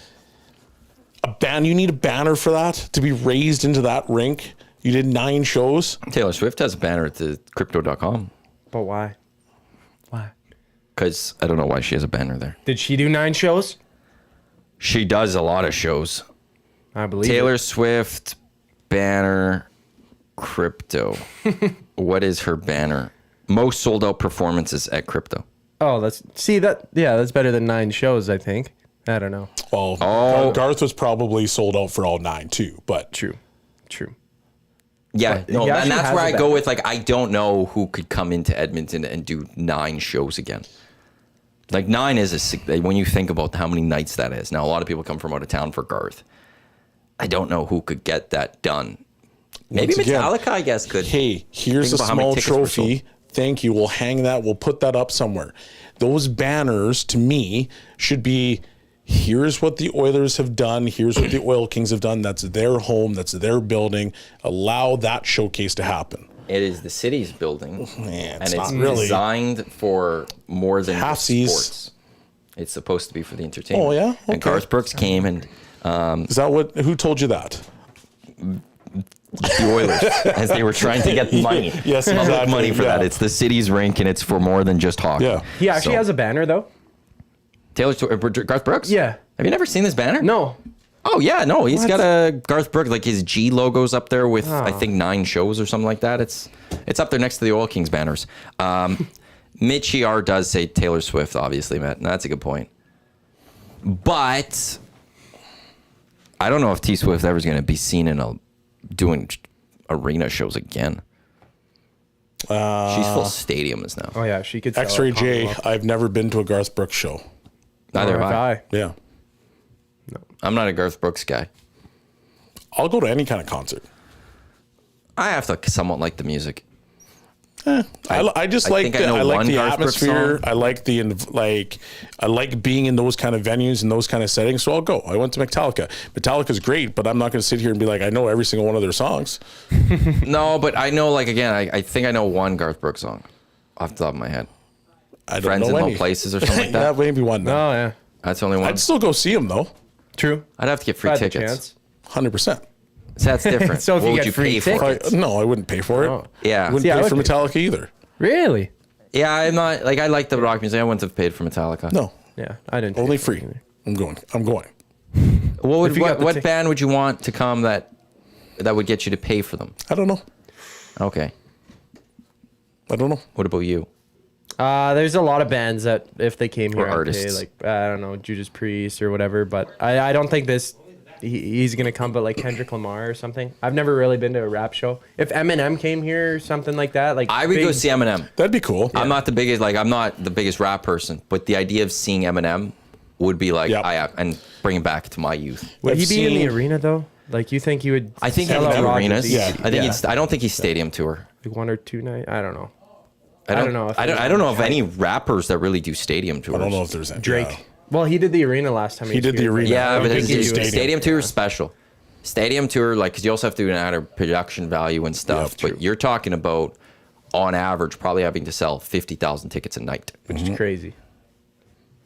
And I don't know if, again, I'd have to, like, I don't know if Unless there he is had a those. big backup or something. Like when he came here, he was with The Weeknd as well. So it was The Weeknd and Drake in 2016, and they sold I out. remember when those came. Did Rogers Kanye place. come and play Rogers? Really? I think early days Yes, of Rogers, he Kanye did. came and played. Yes, he did. Oh man, Pretty sure he did. I wish. We had some really special shows I've in seen, those first few I've years seen of Rogers. Kanye. I've Trev's seen, called someone. Don't worry, everyone. I've seen Drake. First 2 people didn't. I saw. First two people didn't answer? Answer your phones. No Dang kidding. it. Ridiculous. Figure Put you it in a out. timeout. People getting mad at me for not giving out the word. Not Waiting. even answering your phone. Yeah. Stop complaining. Answer the phone. Mixing a water, people. Jeez. Jeez. It's Take your just- vitamins. Mitchie, I'm one of the very few people who've never watched an entire NBA game. She would suck in that. There's an NBA EST fantasy draft for NBA in our EST Discord. Go to an NBA game though if you ever can. I stand by it. It's just an absolutely incredible experience, start to finish, and they keep you entertained. And actually, the Stingers do a great job as well. that was amazing. Let's get to our qualifier for the EST Flyaway presented by the 782 Los Angeles. Trev, who do we got on the line? Greg from Lacombe. Greg from Lacombe. Congratulations. You are in the mix. You survived the torture of me not giving you the keyword. But Greg, have you ever been to Los Angeles before? I have been to Los Angeles. I take some kids there on a mission trip, inner city Los Angeles, but I've never been to a sporting event in Los Angeles. Oh, that's pretty cool. What did you do when you were in Los Angeles then? Like, did you guys go to... We went down, well, we did Disneyland, Yeah. but that was just a perk. But we went downtown, handed out some socks and water bottles, and kind of connected with the locals who are going through tough times and stuff like that. Oh, that's really awesome. If you win this, though, who would you be taking with you? I'll be taking my best friend, Brad, if his health is well enough. He's been going through cancer for the last 3 years, and so he and I did a trip to Chicago back in 2010, our sports trip of a lifetime. So this would be kind of, it would cap off the journey he's been going on. You know what I mean? Yeah, absolutely. No, well, best of health to your buddy there, and congratulations, Greg from Lacombe. You are in the draw. Keep your phone on November 29th. You're in the morning show. You do got to pick up, but if you are the winner on the 29th, the boys will give you a call, let you know that you are off to Los Angeles. Awesome. Hey, can I just pass on my condolences to friend of the show, Dave Jamieson, for the loss of his brother? We've been praying for him, and yeah, we appreciate Dave too. Absolutely. Thank you for that as well. Your next chance to qualify for the EST Flyaway to Los Angeles coming up during EST Afternoons with Hernan and Gager. And yes, condolences from all of us here at Edmonton Sports Talk to Dave Jamieson with the passing of his brother yesterday. His brother had been long battled with cancer himself, passing away yesterday. I know Dave's out with the family in BC today. Well, he was there yesterday. But our love to our boy, JMO, as well. So condolences to JMO and his family. I was talking with him a little bit yesterday, and he's doing fine. He is doing fine. Yeah, Greg would bring his buddy, who's also going through a bout of cancer right now, if he is the winner, if his buddy is good. Like I said, next chance to qualify for the EST Flyway, EST Afternoons with Hernan and Gager, and then last chance today to qualify is on the Reed Wilkins Show with Jay Milne. 4 times to qualify every weekday. Nielsen Show, Hangout, Afternoons, Reed Show, and then once on the weekends. Hello Hockey, 10 to noon on Saturdays. You guys are coming up this Saturday. We are. Yeah, you might see me in the morning. I'll probably come and grab my stuff for the Elks. This guy's always Okay. Pre-game Yep. show that day because we're on right after you guys. Okay, We're on yeah. right at noon as the Elks and the Stamps get going at 1 o'clock on Saturday. So it's gonna be. Jay and I have not been to Century Casino for an afternoon on a weekend, so we're very intrigued to see what the vibe is going to be. Game like. starts at 1? Yes. Oh wow, Yes. yeah. And Trey Ford getting the start for your Edmonton Elks. Yeah, MBT's not even going to be suiting up. Not even dressing. Jared Daggy going to be the backup. We'll see how much both those guys get mixed in. I'm not going to lie. I kind of don't want Trey to play in either of these two games. Oh. I think he's in a somewhat of a lose-lose situation. If he goes and plays well, people are going to be like, the season doesn't matter. These last two games don't matter. He took on the Stamps, Toronto next week. And if he plays poorly, he'll be, well, see, he's not good enough. So I think he's lose-lose situation for Trey Ford. So even if he performs like you said, like it's just like I think there's gonna be a lot of it didn't mean anything at all. So you're saying that like do you think even though one MBT was playing in last game, do you think the Elks should have tried to start Trey Ford? I think MBT played all right. Like he should have they started him in that game or played him in that game? Where's the question? Either or, both. Okay, well, the start, I would have started him because that was a meaningful football game still, and I would have given him the runway. I said it on the kickoff show that once Jarris went with MBT, I did not want to see Trey in that game. You went with MBT, you made a decision, stick with your guns. Don't be going back and forth. Like, these quarterbacks have already been going yin and yang, Yeah. I've heard the snip, snap, snip, snap, snip, snap with the quarterbacking situation. It's one of those... At some point, you got to just tell the quarterback, whoever you're going with, it's your ball. Go in. And to me, in that game, it was, okay, you go with MBT, stick with MBT. Fans may not like it, other people may not like it, but you've gone with him. You made your bed, you lie in it. You go with MBT in that game. But I will say, I wouldn't be shocked if there was a lot, like, I know with Morley on his show over on Ched, which, by the way, for a historical perspective, 1260 went off the air a couple of years ago, which was the longest running AM station, I believe, in Canada. Really? It'd been around for a long time. It is now going to be 880 Ched, so the 630 Ched will be done, the 630 AM dial, as of tonight or after tonight. I can't remember which one it is. It's for today, I think. Yeah, or is it like... I can't remember how it fully goes, but the losing 630 Ched was just 630 Ched was a beast in this province, and that's just it's wild to think that there won't be any more 630 Ched in Edmonton. But Morley on his show, Jerry said he didn't want to tell who his starter was, and then yesterday comes out and says Trey's his starter. I have a feeling that part of that was they didn't know who the starter was going to be. He still was trying to. There was probably a lot of discussions, and there was probably more voices involved than Jarius Jackson. That's my guess. Trey Ford is 26 years old. Mm-hmm. At some point, they got to make a decision on him. Well, it's coming this offseason, in a sense. Because if you're gonna roll with him, so he comes back as a free agent, then it's his team. You have to give him that opportunity, because all that's happening right now is that you brought in MBT this year. Should have been probably Trey's opportunity to roll with it. And if he couldn't do it, you bring somebody in that can help. That's what it should have been. What you did is you kind of stymied him. And so now you bring him back in the offseason. If he's a guy that you want to have back, then you need to give him the reins. They need to do, if they're bringing him back, they need to do with him next year what they should have done this year. And this is why 2024 to me is kind of a waste of a season. You could go about this one of two. Like this year, I think they should have just brought in a veteran QB, not given that $500,000, and said open competition in camp. Trey, you want to be the starter? Earn it through these two games. You've got the inside track based on last season, but we brought in this veteran who is going to compete with you. Next year, I think if you sign Trey, I don't think you do that fully, but I think you bring in a veteran. And you go, okay, Trey, you're the starter. Learn from this guy. You have to give him a certain runway. It can't be after like 2 bad games we're going to pull you right away. Yeah. You got to give him a bit of a runway. If it's not there through 6-7 weeks, then maybe it's okay. Trey, you're not a starter quarterback in this league. And we've got this veteran. They've at least got to give him that opportunity, because year after year, the last 2 years for sure, it's always been like, okay, well, they should have done this with Trey. They should have, they've got this guy playing. At some point, the Elks just need to make a decision on him. Yes. And obviously, there is stuff that we don't know behind the scenes because we're not in the locker room.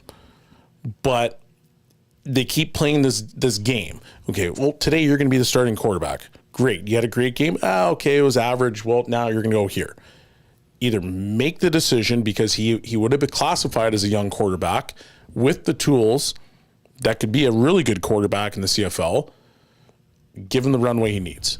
And if not, and if it doesn't happen, perfect. You haven't wasted anything because at least you figured out what you have. Yep. And now you can now reallocate whatever you need to find the next quarterback. But you can't keep playing this game back and forth because you're not doing anybody any favors. Well, and in the end, like, this is where I'm going to have, as I look back and on this season, where I'm going to be frustrated is, as much as I'm a big supporter of Trey Ford and think he could be a guy in the Canadian Football League as a starting quarterback, I can't 100% declare that. Because you don't know. And that we should have known. That's what this season should have been about. And I go back to, this isn't a hindsight 2020 for me. I said that back in February when they signed MBT, January when they signed him.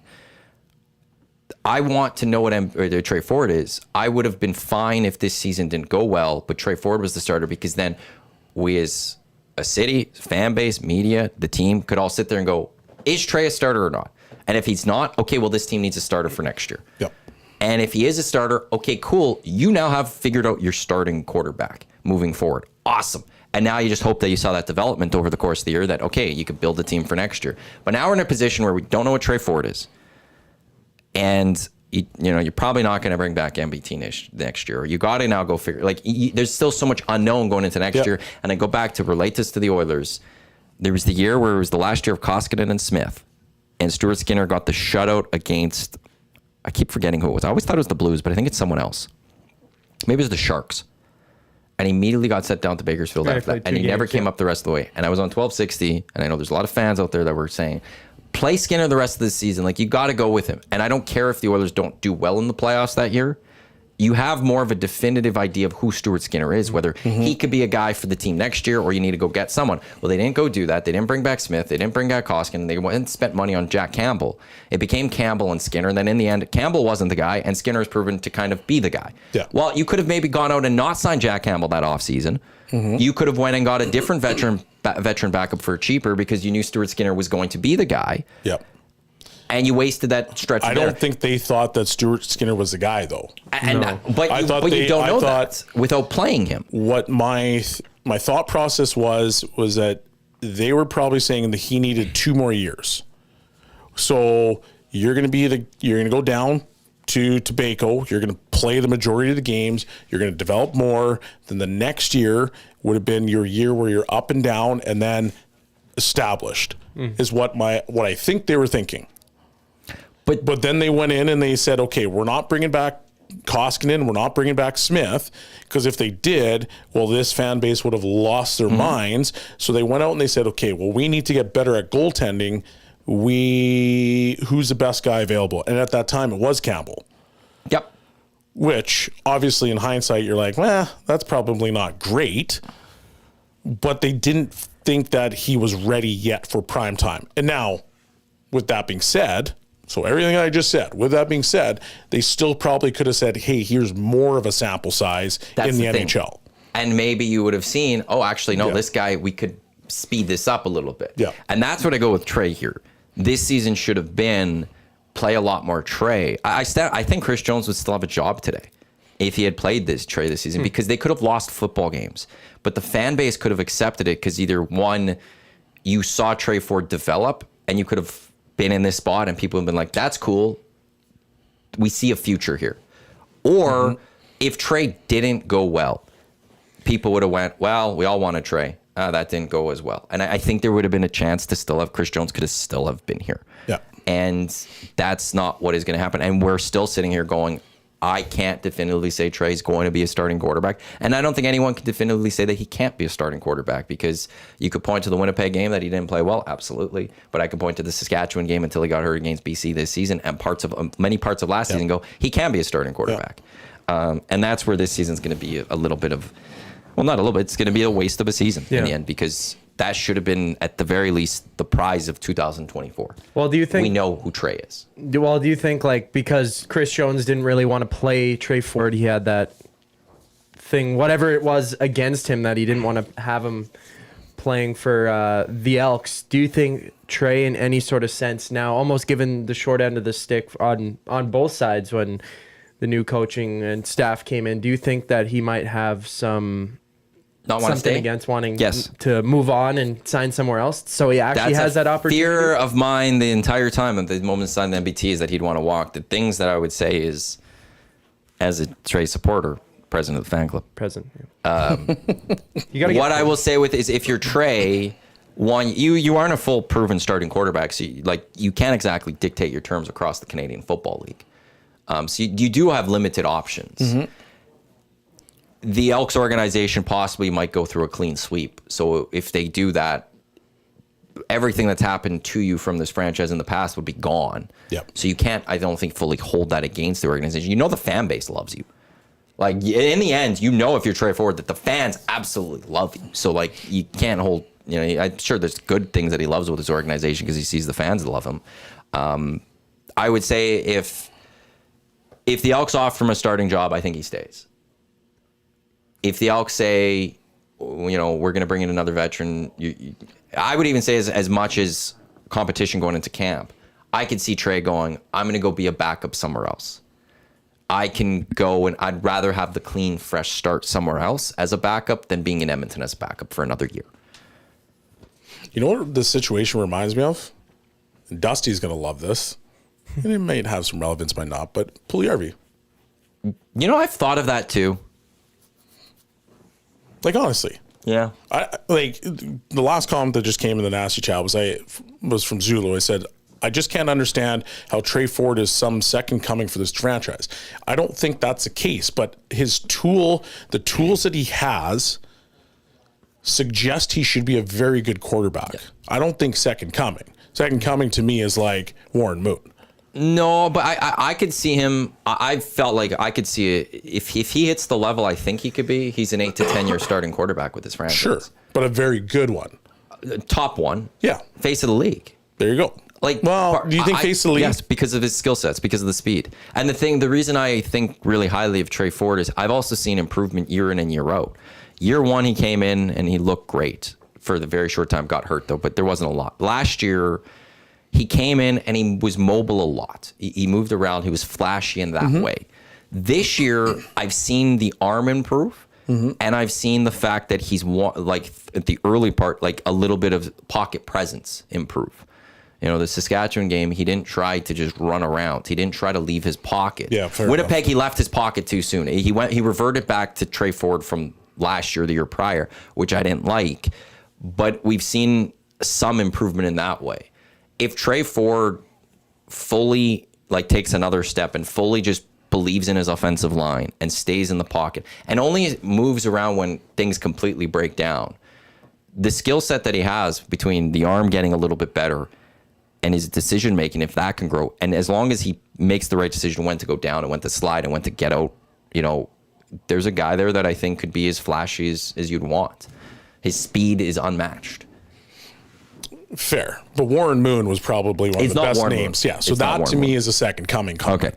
But I do think Trey Ford has the tools to be a legitimate quarterback in the league. And I think that's why it's such a pressing, a controversial topic, I guess, because the Elks have no idea if they have that guy or if they don't have that guy.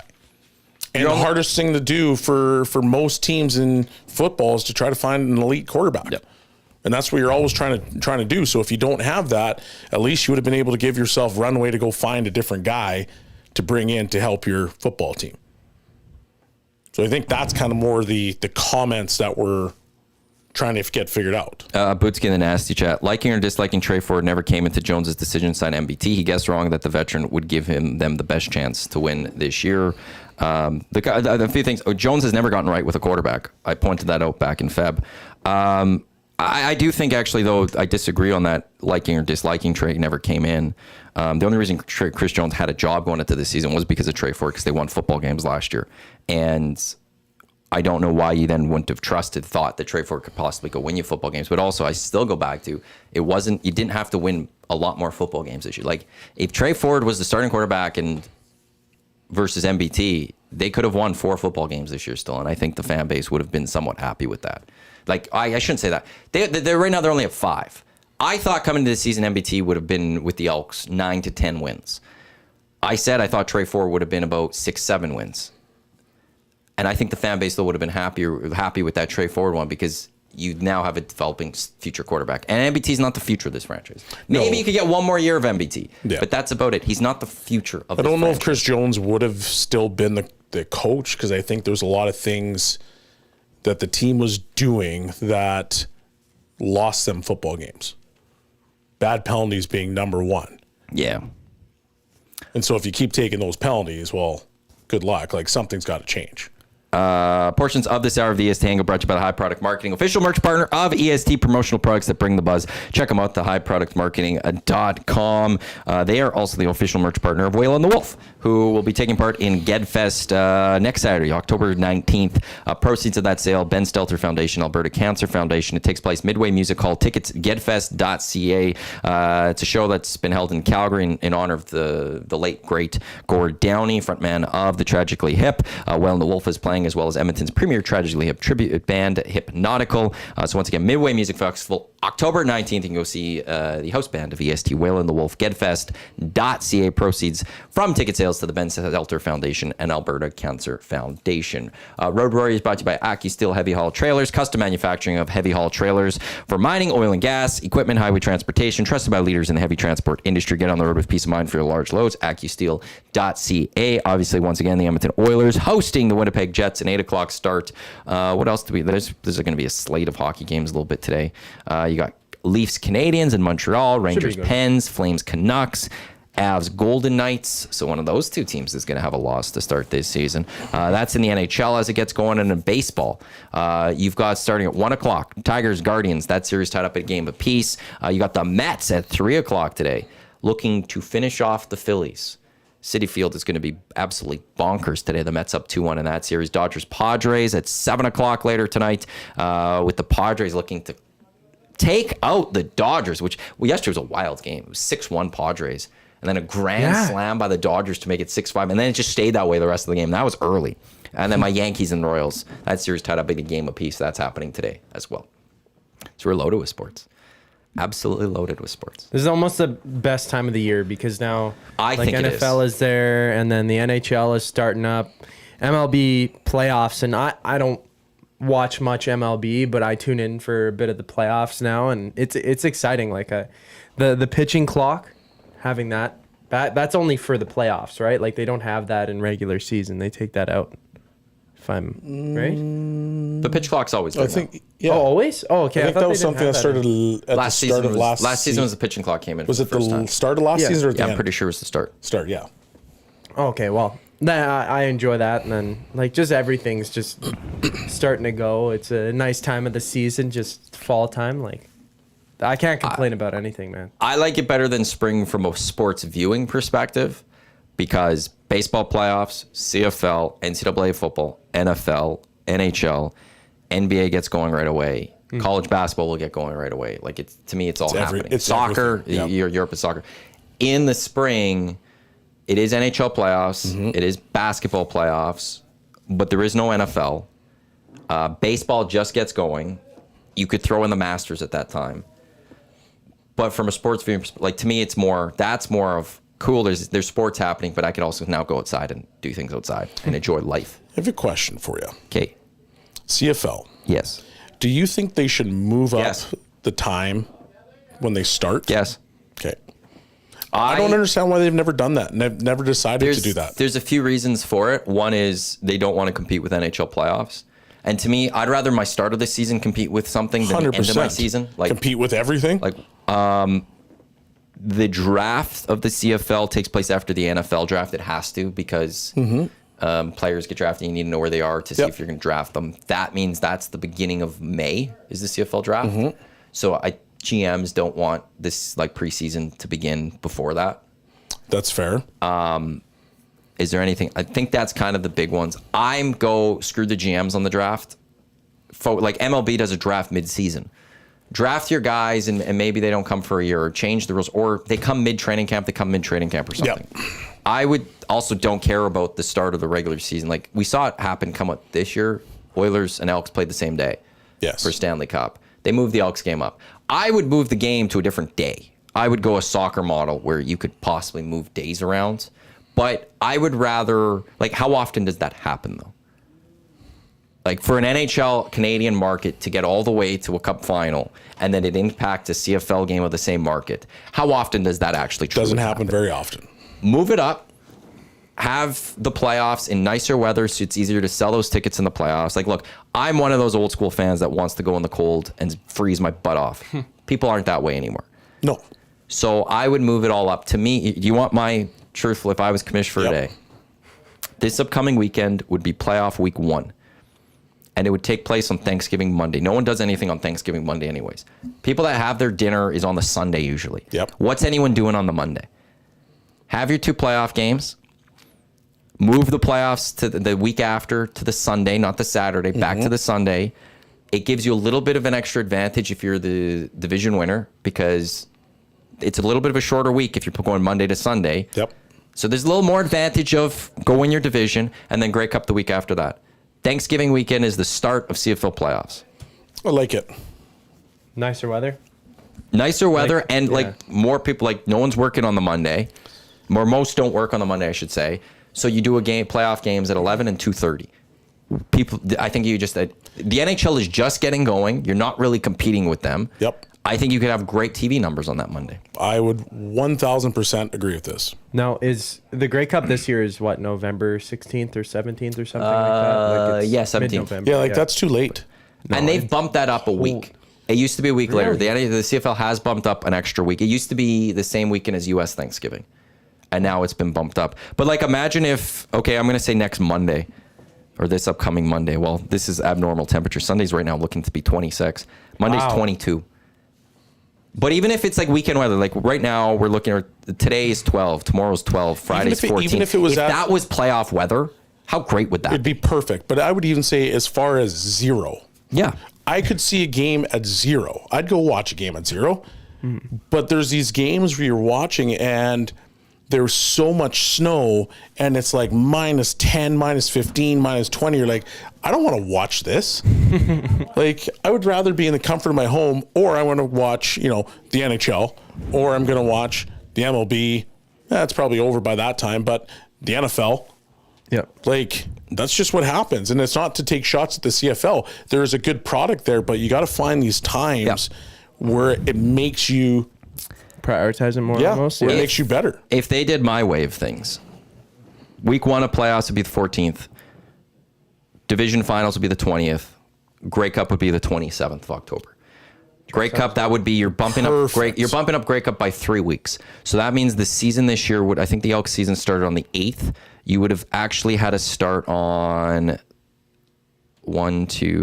the 17th, 18th, 19th of May. Actually, that's Victoria Day weekend, long weekend. That's perfect. You could start Victoria Day long weekend. You could start you could have a doubleheader on Victoria Day and play the Friday, Saturday or something like that. That would be perfect.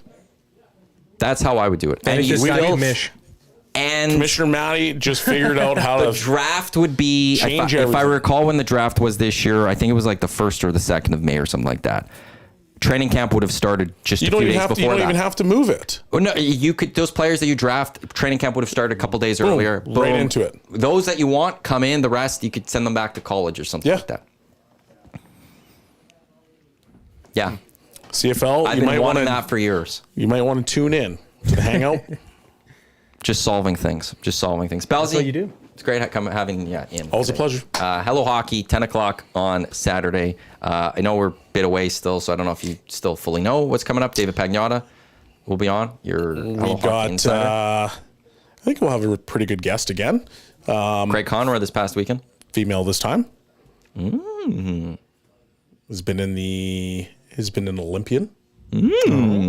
So just waiting to hear that one. If it's a yes or no, but should be hopefully today or tomorrow. 10 o'clock right here on Edmonton Sports Talk. Thanks for coming in early to the office today. Yeah, Appreciate 30 that. minutes before on air. That's the rule. Well, but no, it's not that. It's you usually don't here till about now. Oh yeah. And Yeah, now I like coming you in. came early to do the Hangout. Thanks to everyone for tuning in to the EST Hangout and 1-1 nasty chat. Matt Iwanyk. a tie today. Coming up next, it is the Lock Shop with Dusty and Huss. Noon, it's the Oil Stream, Dusty and Tommy. We got EST Afternoons. We got the Reed Wilkins Show with Jay Millen. Plus, Oil Stream pregame show. The GCL Diesel Oil Stream pregame show gets going 7 o'clock tonight. Tom Gazzola, Hernan Salas right here on Edmonton Sports Talk, your clear choice for Edmonton Sports. On behalf of Trev, who was in for a little bit earlier, Belzy, Zachticum, I'm Matt. Thanks for tuning in to the Hangout Lock Shop coming up in just a few minutes. Don't go anywhere. Let's go. There you go, right in front of the camera. First-time guest, long-time listener, fan of the original draft commissioner. Welcome to the EST Hangout presented by White Claw Hard Seltzer. The difference is clear. Matt Iwanyk, Tom Zola with here. Joining us today